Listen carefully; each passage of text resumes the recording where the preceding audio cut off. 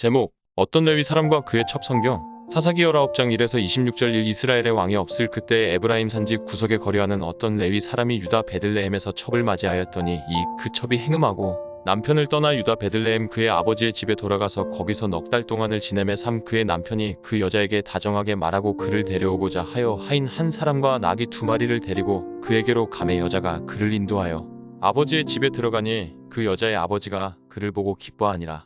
24. 보라, 여기 내 처녀딸과 이 사람의 첩이 있은즉 내가 그들을 끌어내리니 너희가 그들을 욕보이든지 너희 눈에 좋은 대로 행하되 오직 이 사람에게는 이런 망령된 일을 행하지 말라 하나. 25. 무리가 듣지 아니하므로 그 사람이 자기 첩을 붙잡아 그들에게 밖으로 끌어내매 그들이 그 여자와 관계하였고 밤새도록 그 여자를 능욕하다가 새벽 미명에 놓은지라. 26. 동틀 때에 여인이 자기의 주인이 있는 그 사람의 집문에 이르러 엎드러져 밟기까지 거기에 엎드러져 있더라.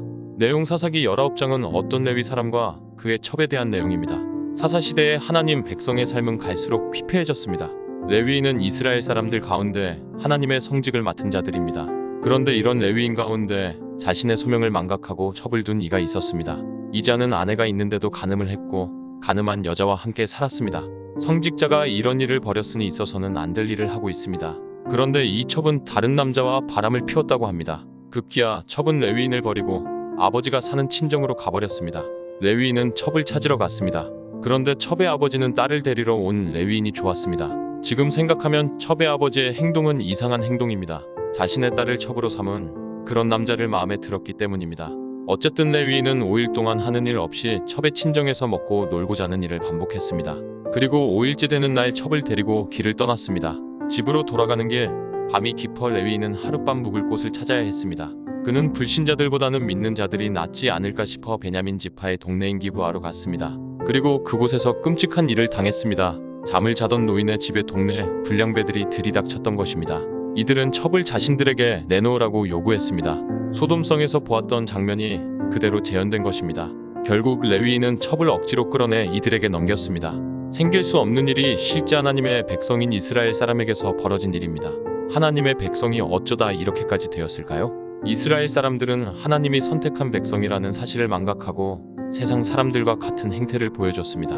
레위 사람도 그러한 행동에 동참했던 것입니다. 성직을 맡은 레위인은 하나님의 말씀을 듣는 자들입니다.